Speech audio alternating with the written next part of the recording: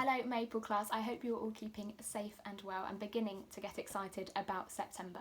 We will have so many things happening in year 4, but one thing that will always stay the same is that we will always have a class story.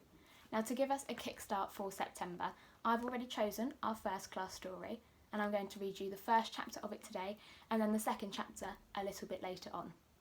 Our first class story will be Roald Dahl, Danny the Champion of the World. I'm not sure if some of you may have read this book before, but I think it is brilliant and a great way to start us off. Before I get on to chapter 1, I'm going to read you the blurb, which is on the back of the book. The blurb says, "A stodgy parent is no fun at all. What a child wants and deserves is a parent who is sparky." I love the word sparky. So let's get going. I'm going to read you chapter 1 today. Chapter 1 is called The Filling Station. When I was 4 months old, my mother died suddenly, and my father was left to look after me all by himself. This is how I looked at the time. Baby Danny.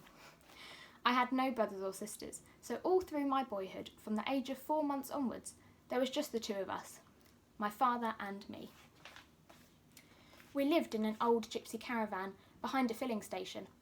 My father owned the filling station and the caravan and a small field behind, but that was about all he owned in the world. It was a very small filling station, on a small country road surrounded by fields and woody hills. While I was still a baby, my father washed me and fed me and changed my nappies and did all the millions of other things a mother normally does for her child. That is not an easy task for a man, especially when he has to earn a living at the same time by repairing motor car engines and serving customers with petrol. But my father didn't seem to mind. I think that all the love he had felt for my mother when she was alive, he now lavished upon me. During my early years, I never had a moment's unhappiness or illness, and here I am on my 5th birthday. So this is his gypsy caravan and the filling station behind, and this is Danny on his 5th birthday. I was now a scruffy little boy, as you can see, with grease and oil all over me, but that was because I spent all day in the workshop helping my father with the cars. The filling station itself had only 2 pumps. There was a wooden shed behind the pumps that served as an office. There was nothing in the office except an old table and a cash register to put the money into. It was one of those where you pressed a button and a bell rang and the drawer shot out with a terrific bang. I used to love that. The square brick building to the right of the office was the workshop. My father built that himself, with loving care, and it was the only really solid thing in the whole place. "We are engineers, you and I," he used to say to me. "We earn our living by repairing engines, and we can't do good in a rotten workshop." It was a fine workshop, big enough to take 1 car comfortably and leave plenty of room round the sides for working. It had a telephone so that customers could arrange to bring their cars in for repair. The caravan was our house, our home. It was a real old gypsy wagon with big wheels and fine patterns painted all over it in yellow, red and blue. My father said it was at least 150 years old. Many gypsy children, he said, had been born in it and had grown up in it within its wooden walls. With a horse to pull it, the old caravan must have wandered through for thousands of miles along roads and lanes. But now its wanderings were over, and because the wooden spokes in the wheels were beginning to rot, my father had propped it up underneath with bricks. There was only 1 room in the caravan, and it wasn't much bigger than a fair-sized modern bathroom. It was a narrow room, the shape of the caravan itself, and against the black wall were 2 bunk beds, one above the other.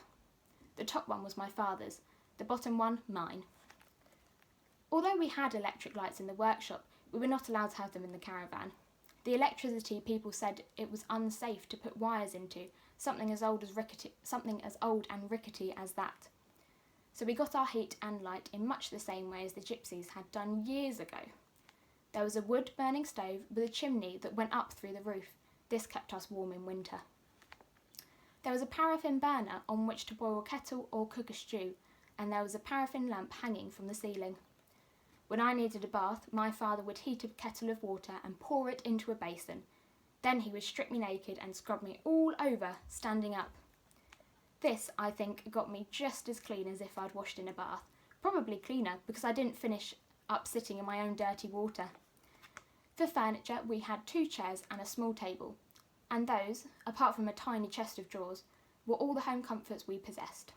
They were all we needed. The lavatory was a funny little wooden hut standing in the field some way between the caravan.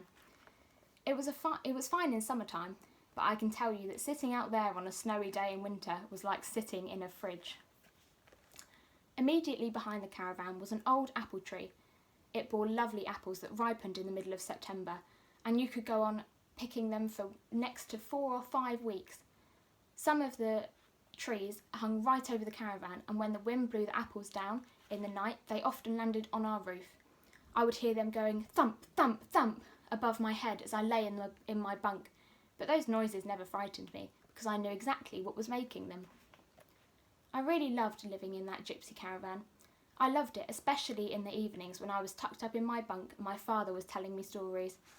The paraffin lamp was turned down low, and I could see lumps of wood glowing red hot in the old stove, and thought how wonderful it was to be lying there snug and warm in my bunk. Most wonderful of all was the feeling that when I went to sleep, my father would still be there, very close to me, sitting in his chair by the fire or lying in the bunk above my own. And that is the end of chapter 1. I will be putting up another video for you, Maple class, with chapter 2, but I hope you enjoyed that first chapter and are beginning to get a feel for Danny and the rest of this book. So I will see you again for chapter 2, but in the meantime, take care and I will see you soon. Bye.